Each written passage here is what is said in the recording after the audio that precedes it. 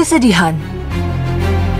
Ternyata warga desa ini tuh masih sangat ketakutan dan trauma akan adanya potensi megatrust. Ketakutan. Saat bangkit dari keterpurukan, mereka masih dihantui kekhawatiran.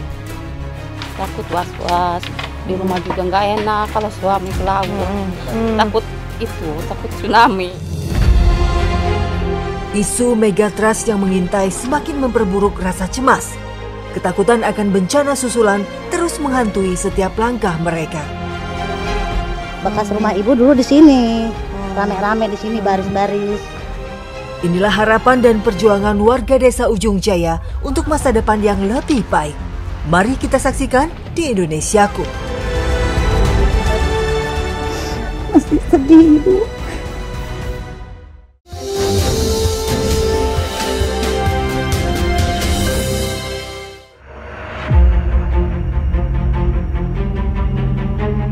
Terletak di ujung barat Pulau Jawa, Desa Ujung Jaya, Kecamatan Sumur, Kabupaten Pandeglang, Banten, menjadi salah satu desa yang mengalami tsunami tahun 2018 dan berpotensi megatrust.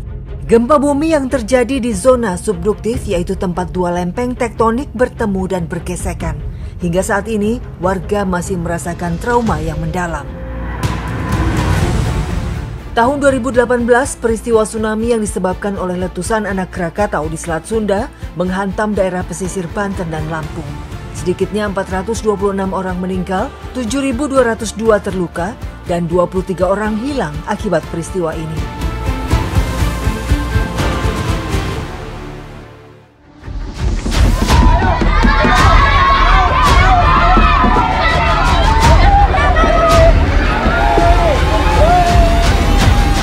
Adanya gempa megatrust dengan tingkat destruktif yang tinggi yang berpotensi tsunami membuat warga ketakutan dan panik. Aduh, bisa dibayangkan kalau ternyata warga desa ini tuh masih sangat ketakutan dan trauma akan adanya potensi megatrust. Sehingga meskipun ini reka adegan, tapi ini adalah nyata bahwa warga di sini sangat ketakutan.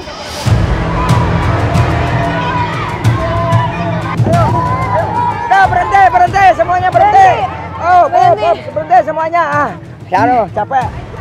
Sama Pak, capek Pak. Ini tempatnya kita udah nyampe di Pak. Ya, Teh. Seharusnya di sini ini dulunya ada tanda jalur evakuasi, makanya arahnya itu ke sini yang utama. Gitu kan. Makanya kita harus ada kita itu kalau ada apa-apa di kampung ini, makanya kita jalurnya ini yang ini. Buat potongan. Jalan potongan gitu. Nah, ini adalah simulasi yang dilakukan oleh warga Tanjung Lama untuk menghadapi potensi megatrust dengan simulasi jalur evakuasi titik yang aman untuk mengungsi sementara. Sangat tidak bisa dibayangkan kalau kami harus melakukan penyelamatan diri dengan berjalan atau berlari sepanjang 4 km lamanya. Dikarenakan di sini tidak hanya orang tua saja, tapi ada kakek-kakek, ada nenek-nenek, dan juga ada anak kecil, ada yang membawa anak. Itu amat sangat riskan sekali kalau kami harus ke tempat pengungsian di tengah paniknya akan megatrust ini. Menurut informasi warga, pun simulasi seperti ini sudah pernah dilakukan. Sayangnya, pemerintah baru memasang seismograf, alat pendeteksi gempa yang berada di Kecamatan Sumur. Namun, belum memasang sistem peringatan dini untuk tsunami berupa sirine.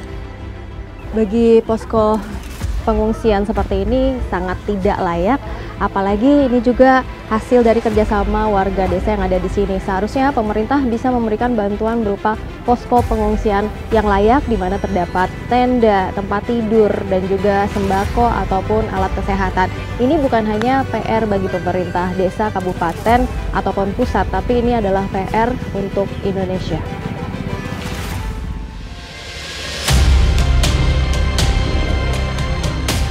Desa Ujung Jaya ini merupakan salah satu titik yang terdampak megatrust, dan tepatnya pada pukul 5:30 pagi ini saya akan ikut nelayan bersama warga desa untuk menangkap kepiting ya Pak ya? Ya.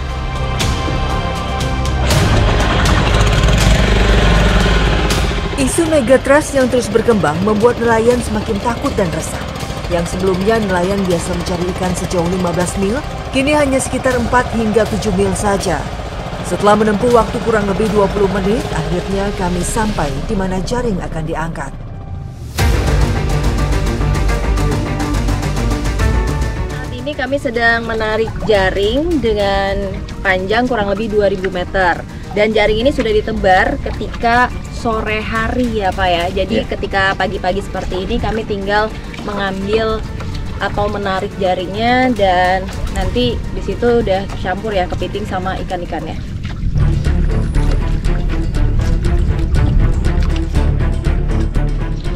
Menurut BMKG, adanya potensi tsunami hingga 20 meter yang bakal menghantam wilayah Banten jika megatrust di bagian selatan Jawa terjadi, membuat para nelayan takut melaut. Namun mereka terpaksa harus tetap berjuang untuk menafkahi keluarganya. Mencari rajungan menjadi salah satu penghasilan utama mereka. Setelah kami tarik jaring sepanjang 100 meter, akhirnya kami mendapatkan kepiting yang dimana ini adalah kepiting jenis bakau. Dan sebenarnya nelayan di sini bisa mendapatkan panen kepiting lebih banyak lagi jikalau mereka berlayar kurang lebih sejauh 35 mil. Namun dikarenakan adanya kekhawatiran seperti adanya gempa susulan atau megatrust lagi, jadi mereka hanya bisa menaruh jaring-jaring ini di posisi atau dengan jarak 8 mil. Biasanya panjang jaring yang sering ditebar 1000 hingga 3000 meter. Kepiting dan rajungan merupakan dua hewan bercapit yang sekilas memiliki tampilan yang mirip. Padahal, kedua hewan bercapit ini memiliki perbedaan. Antara lain, kepiting bisa hidup di darat, sedangkan rajungan hanya bisa hidup di air laut. Sekali tarik jaring bisa menghasilkan 20 kg rajungan. Namun saat ini hanya 1 hingga 4 kg saja. Faktor cuaca dan musim membuat hasil tangkapan nelayan tak menentu. Akibatnya, nelayan pun sering merugi. Dan akhirnya kami mendapatkan kepiting rajungan yang biasanya dimanfaatkan oleh warga desa untuk dijual. Dan ini kira-kira dijualnya berapa? Harganya berapa, Pak? Ini kisaran kalau buat sekarang itu 40 ribuan. 40.000 tuh satu per kilo. Kekhawatiran adanya megatrust membuat nelayan trauma dan tidak berani menangkap ikan di laut dalam. Akibatnya, hasil tangkapan ikan semakin menurun. Salah satunya Pak Suparman. Sebenarnya kesulitan jadi nelayan warga desa Ujung Jaya ini apa sih, Pak? Kesulitannya banyak banget. Apa tuh, Pak? Ya kayak kendala di lautan itu. Biasanya kan kita semenjak kejadian tsunami tahun 2018, maka kita sebagai nelayan ini pada akhirnya nyampe sekarang itu masih agak trauma begitu. Masih trauma kalau melaut terlalu jauh dari bibir pantai gitu. Makanya kita sekarang ini untuk nelayan nggak jauh dari pantai. Yang biasanya kita sampai 30 mil, 35 mil, paling kita sekarang itu jaraknya semenjak tsunami itu paling sekitar 8 mil atau paling jauh itu 10 mil. Nah, tadi kan Bapak kan bilang Bapak tuh sempat trauma, tapi berarti Bapak di saat itu juga ngalamin juga ya, Pak? Betul. Pada tahun 2018 ya. Gimana tuh, Pak? Bisa diceritain sedikit nggak, Pak, tentang kejadian itu? Ya, kejadian itu waktu itu saya juga siang harinya itu lagi di laut. Lagi di laut pas lagi mancing. Kebetulan malamnya itu teman-teman perahu itu ngajak nginep. Cuman waktu itu saya juga terkendala karena nggak bawa perbekalan. Ya pada akhirnya mungkin itu udah kehendak ya. Artinya kita udah selamat lah. Udah harusnya selamat gitu. Kalau nginep ya mungkin saya juga nggak bakalan ketemu sama bapak sama ibu di sini. Iya. Bagi nelayan, laut menjadi sumber penghidupan mereka, namun juga sarang bahaya yang tidak bisa diprediksi. Tsunami bisa datang kapan saja, namun mereka tetap melaut karena tak punya pilihan lain untuk memenuhi kebutuhan keluarganya. Mereka berharap pemerintah memasang sirine sebagai peringatan dini tsunami agar mereka dapat melaut dengan tenang.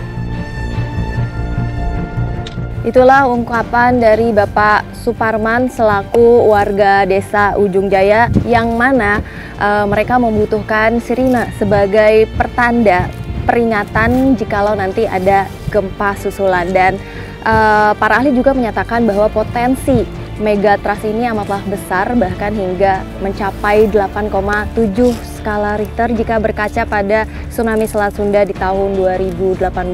Jadi alangkah baiknya untuk pemerintah mengkontrol dan juga mengawasi tepatnya di titik-titik rawan bencana, salah satunya di Pandeglang, Banten.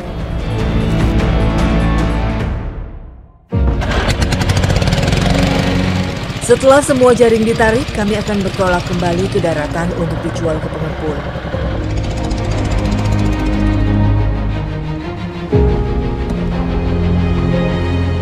Tak hanya berpangku tangan, sebagai istri nelayan membantu suami mereka dengan bekerja menjadi buruh, merapikan dan melepas ikan dan rajungan dari jaring, menjadi penghasilan tambahan untuk menyokong perekonomian keluarganya. Jadi biasanya ibu-ibu yang ada di sini merapihkan jaring dengan cara dijajarkan seperti ini dan digulung supaya nanti para bapak-bapak atau para nelayan gampang untuk menebar jaringan di laut. Pekerjaan ini sengaja diberikan oleh nelayan agar ibu-ibu bisa mendapatkan penghasilan tambahan. Namun dampak tsunami tahun 2018 ditambah isu megatrust membuat istri nelayan selalu khawatir saat suaminya melaut. Peristiwa itu hingga sekarang belum hilang dari ingatannya. Salah satunya Bu Janah. Takut was-was, di rumah juga nggak enak kalau suami ke laut, nggak enak. Kalau punya mau di rumah aja, saya sama suami nggak mau nelayan. Takut tsunami. Kalau nggak nelayan kan makan apa? Nggak punya apa-apa saya. Kalau nggak ke laut dia nggak makan. Ke laut doang ininya, perusahaannya ke laut doang. Nggak ada kerjaan lain nggak juga. Ada. Paling juga ke sawah, kan ini belum ke sawah, ini mah belum. Nelayan nggak dapet, ini kan lagi nggak ngasil ini Mbak. Lagi nggak ngasil, paling dapat 1 kilo. 1 kilo kan 40.000. Nggak ada buat buruh 10.000. Saya juga kan buruh 10.000. Buat makan anak jajan kan 3. Perempuan semua anak saya Mbak. Sekarang juga sayang dehnya kalau bawa uang 5.000 juga nggak apa-apa ya Dek. Biar sekolah, biar pinter. Menurunnya hasil tangkapan nelayan tentunya berimbas berkurangnya penghasilan buruh. Hanya 10 hingga 25 ribu rupiah yang bisa dibawa pulang. Hanya rajungan saja yang dijual, ikan dan kepiting biasanya dibagikan ke pekerja lain. Harga rajungan dipatok Rp40.000, turun dari harga Rp70.000. Sayangnya, harga yang tak stabil membuat nelayan sering mengalami kerugian. Para nelayan hanya bisa pasrah dan berharap pemerintah mengatur harga batas minimum agar mereka segera terbebas dari keterpurukan. Jadi tadi dari hasil nelayan saya sama Bapak Suparman dari setengah 6 pagi hingga siang hari ini hanya mendapatkan 3,6 kilo dan ini hanya dihargai 135.000 saja. Ini pun belum dibagi untuk bahan bakar, kemudian juga untuk bayar buruh yang ada di sini dan juga dibagi sama antar nelayan lainnya, tentunya sangat kurang sekali untuk mencukupi kebutuhan hidup bagi warga desa Ujung Jaya ini. Nih Pak, langsung dikirim aja.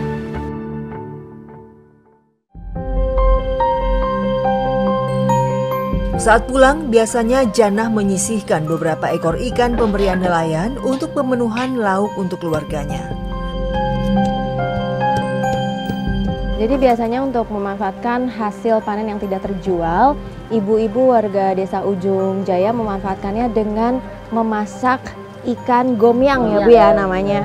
Dan bahan baku di sini seperti lengkuas, cabai, bawang, dan juga kunyit. Ini mereka dapatkan dari hasil kebun mereka sendiri.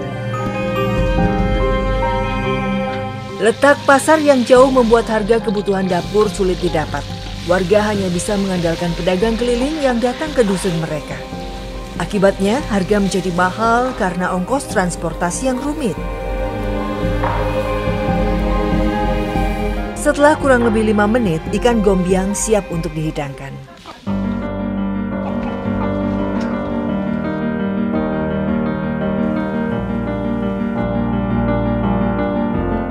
Penghasilan yang tidak menentu membuat Jana dan keluarga terus berhemat agar esok tetap bisa makan hanya sajian yang sederhana. Berarti dulu perahu Bapak juga kena tsunami ya? Waktu itu sampai hancur. Itu kan mau kebeli lagi lah, Bapak mau ke Malaysia lah cari uang. Itu sama teman diajak. Kan gak punya ongkosnya kan mahal. Pinjam dulu ke saudara. Ongkosnya kan 10 juta. Itu. Makanya jadi saya trauma. Kalau ada tsunami lagi nggak boleh jauh. Ini buat ngumpul aja sama anak-anak.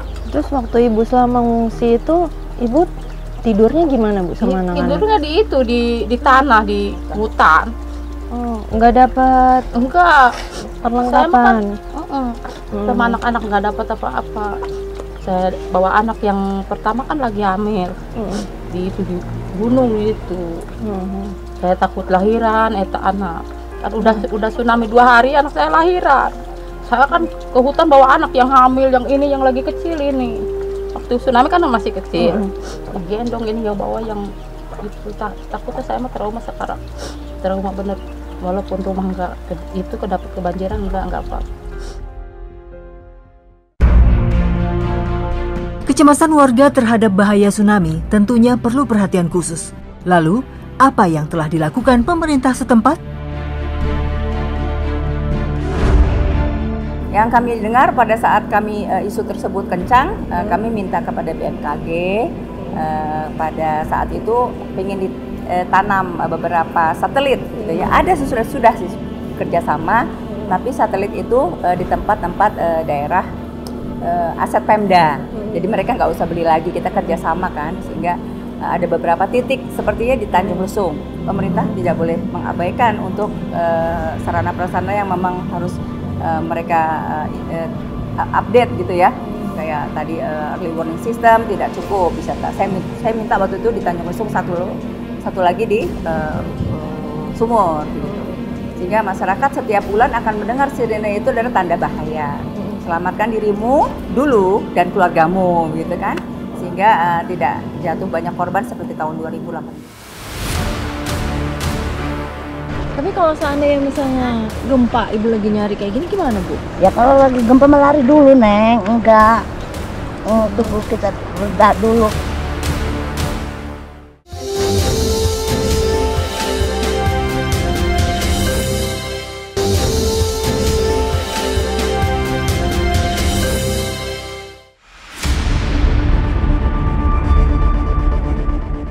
Dari 7 desa yang terdampak tsunami 2018 di Kecamatan Sumur, salah satunya Desa Ujung Jaya. Peristiwa saat itu menyisakan kerugian materi yang besar. Rumah dan perahu mereka hilang terseret ombak tinggi yang menghantam pemukiman mereka. Ibu dulu rumahnya gimana Bu? Ini Neng di sini, ini dulu rumah Ibu di sini. Berhubung kena tsunami, pada hancur. Jadi berantakan kami pada kemana gitu perginya. Sekarang udah serut lagi. Bekas rumah Ibu dulu di sini. Rame-rame di sini baris-baris. Nah ini bisa dilihat di sebelah kiri saya ini sekarang sudah tanah yang lapang. Yang mana dulunya ini adalah rumah hunian warga. Namun akibat dampak dari tsunami akhirnya mereka harus mengungsi ke tempat lain. Iya.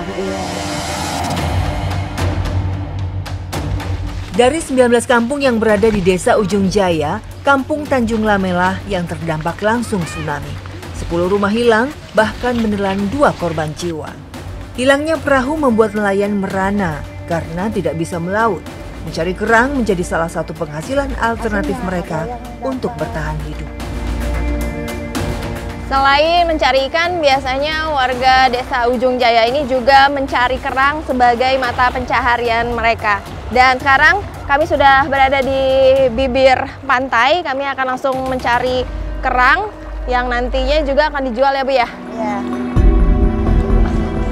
Saat air surut, banyak warga mencari kerang yang berada di pinggir pantai. Cuaca buruk, mereka terus mencari celah yang aman untuk tetap terjun ke laut. agar tetap mendapatkan penghasilan. Jadi dari tadi saya mencari kerang, saya baru dapat 3 jenis macam. Di sini ada sejenis keong. Ini kerang apa Bu namanya Bu? Kerang dara. Kerang dara sama satu lagi nih kerang ramis. Jadi segala jenis kerang yang ada di sini nih diambil sama ibu-ibu untuk dijual ataupun bahkan untuk makan keseharian mereka. Berada di bibir pantai, warga tetap waspada, takut terjadi tsunami kembali. Setiap pencarian kerang hasilnya tak menentu, 1 hingga 6 kilo yang biasa mereka dapat. Ibu kan udah trauma, tapi kenapa masih mau berani untuk cari kerang? Ya demi memenuhi kebutuhan, Neng.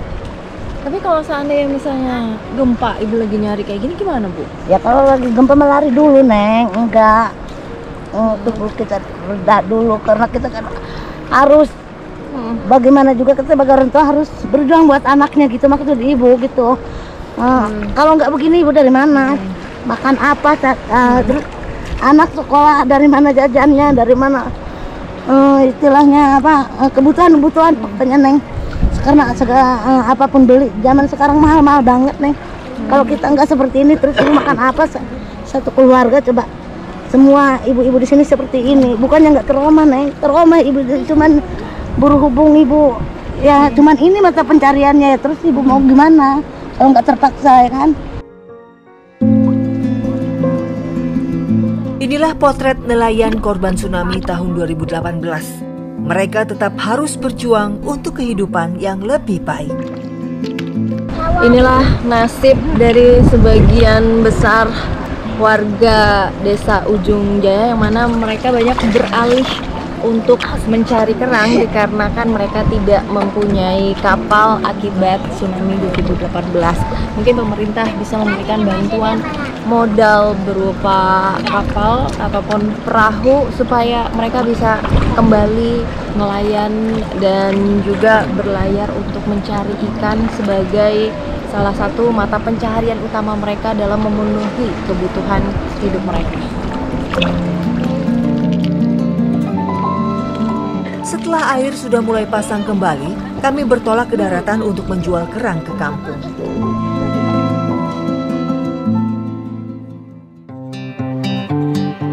Tengkulak yang datang tak menentu membuat mereka menjual kerang dengan cara berkeliling rumah ke rumah.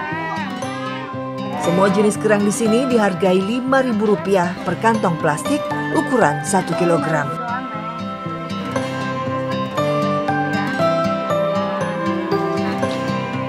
Uangnya Bil, 15.000 ya. Iya. Tadi 3 bungkus. Iya, makasih ya, Neng ya. Ya, makasih ya. Nah, Ibu biasanya emang sehari dapat berapa? Paling ya 20.000, Neng, sisanya dimasak sendiri buat makan. Nah, itu dia hasil yang Ibu dapatkan ini paling sehari itu 20.000 dan kadang tidak laku juga. Iya. Hasilnya jadinya dimakan sendiri. Jadi apa yang Ibu dapatkan ini tidak sebanding dengan kerja keras dan perjuangan Ibu ketika harus mencari kerang di pinggir pantai.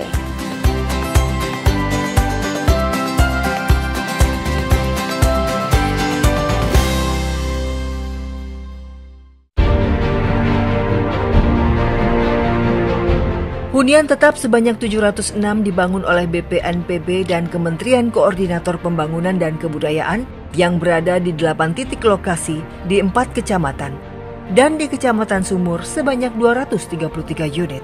Sayangnya, sebagian hunian tetap masih belum aman dari banjir dan warga masih belum mendapatkan sertifikat tanah yang telah dijanjikan. Ibu, ini hunian Ibu, Bu? Iya, ini hunian ibu, Neng. Inilah rumah ibu dulu tuh, yang tadi itu yang merata jadi tanah itu. Sekarang ditempatin di sini, Neng. Cuman ibu sekarang belum ada kenyamanan karena apa? Kalau banjir, ibu kebanjiran di sini. Kalau pasang, ibu kepasangan dari di sini nih. Lagi pula ibu masih bingung juga karena apa? Sertifikatnya juga belum ada. Jadi ibu bingung gimana kita ini di sini ditaruh di sini ini gimana, perasaan ibu tuh was-was gitu, maksudnya takutnya kena usir atau gimana, kan nggak tahu kita. Kalau begini kita belum nyaman gitu maksudnya Neng. Tapi memang pemerintah dulu ngejanjiin apa Bu sama Ibu pas ketika Ibu dapat hunian Bu? Ya janjinya sih manis, janjinya katanya mau dapat sertifikat katanya gitu. Terus dan lain-lain sebagainya, tapi buktinya mana? Nggak ada Neng. Sekarang mereka yang baru mau membangun rumah, jangan lagi bangun di pantai di zona merah situ. Mereka sudah mulai 250 meter dari pesisir pantai, mereka baru bangun rumah. Tapi kan kalau memang kami harus mereka bergeser ke 250-300 meter dari pantai, saya harus memberikan kompensasi besar untuk mereka karena mereka sudah bangunannya ada yang permanen, sehingga kami mohon bantuan oleh Provinsi Banten sebagai perwakilan dari pemerintah pusat untuk bagaimana kompensasinya saat Ibu Risma datang sebagai Menteri Sosial 2 tahun lalu kalau nggak salah tuh. Ini tinggal di sini ya, Anda harus bergeser. Kompensasinya kan nggak hanya dari APBD kami, itu juga nggak boleh diperbolehkan dari APBD kami, itu dari pemerintah pusat kebijakannya. Kita harus kerjasama ini sama-sama pemerintah ya, plat merah gitu ya, dari BPN. BPN mungkin sudah menjamin, pemerintah wajib melindungi, menjamin hak-hak masyarakat. Tapi nanti di sertifikatnya mungkin belum jadi, ya jangan seuzon dulu ya. Sertifikatnya belum jadi dan tidak boleh diperjualbelikan. Biasanya kalau langsung dipegang diperjualbelikan, itu ada cap nanti tidak boleh diperjualbelikan. Karena memang untuk tempat tinggal mereka. Ya, mereka terus berharap kepada pemerintah mendapatkan hak kepemilikan tanah yang mereka tempati agar hidup mereka jauh lebih tenang.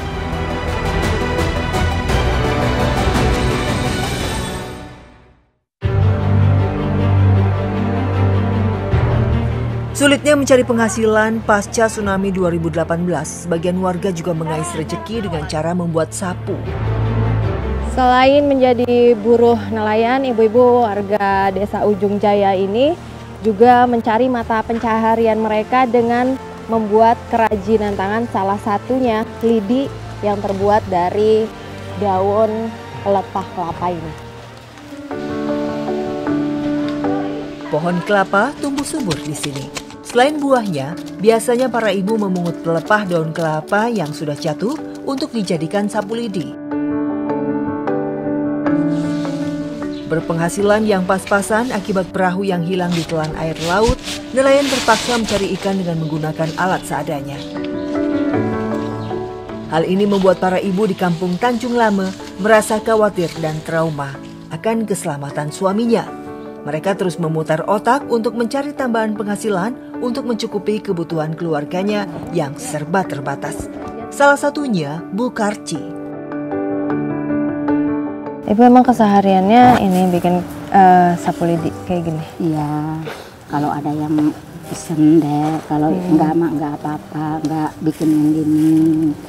Iya, waktu dulu mas saya waktu punya kendaraan mesin nelayan, suami saya emang punya perusahaan, sekarang makan enggak rusak. Soalnya kemarin itu waktu tsunami kejadian itu berat bagi ibu dek. Kenapa Bu beratnya Bu? Atau gitu, perusahaan nggak ada, perahunya rusak, suami nggak kerja, anak nggak kerja, sama lama adik saya juga mati di situ deh. Nggak bawa pulang. Gimana emang ceritanya Bu? Ya lagi kerja itu di pulau, nggak pulang, udah mati.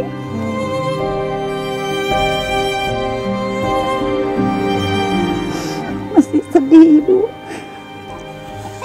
Ibu takut, trauma Bu? Iya, takut.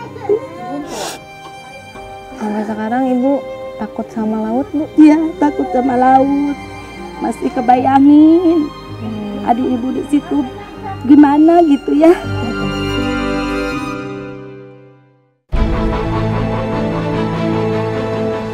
Sedih rasanya. Berharap mendapatkan penghasilan yang cukup, sulitnya transportasi membuat sapu lidi di sini sulit dipasarkan dan hanya dijual sekitar desanya saja. Bisa dibayangkan harga sapu lidi ini di sini hanya Rp2.000 saja. Kalau dibandingkan dengan di pusat-pusat kota seperti Jakarta ini bisa mencapai Rp25.000. Bagaimana kesejahteraan masyarakat mau meningkat, jikalau di setiap daerah dan setiap provinsi ternyata masih banyak kesenjangan sosial, salah satunya seperti harga sapu lidi ini.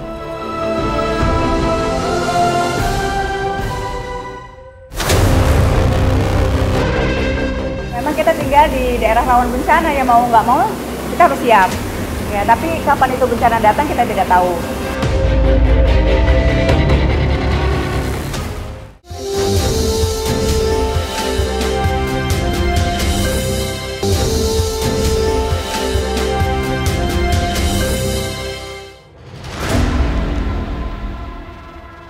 Tsunami tahun 2018 meluluh lantakkan kehidupan warga Ujung Jaya. Kerugian materi dan trauma yang mendalam masih membekas, meninggalkan ketakutan yang tak kunjung reda. Isu megatrust yang terus mengancam membuat mereka hidup dalam ketegangan. Namun di tengah kecemasan, harapan akan kehidupan yang aman dan tenang selalu ada. Warga Ujung Jaya terus berjuang, mencari cara untuk bertahan hidup dan berharap akan perhatian lebih dari pemerintah.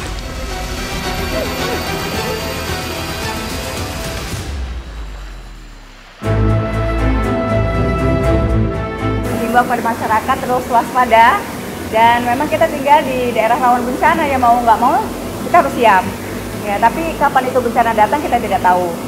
Jadi kami berharap kepada masyarakat, sudah banyak informasi dari BMKG, update terus, ya, dan juga punya aplikasi terkait dengan gempa, sehingga ada sinyal-sinyal notifikasi bahwa ada gempa, karena gempa itu setiap saat ada di seluruh Indonesia, khususnya berdekatan tidak dengan Banten, khususnya Pandeglang. Jaga alam kita, jangan sakiti alam kita, jangan rusak alam kita. Kalau kita jaga alam, insya Allah alam akan menjaga kita.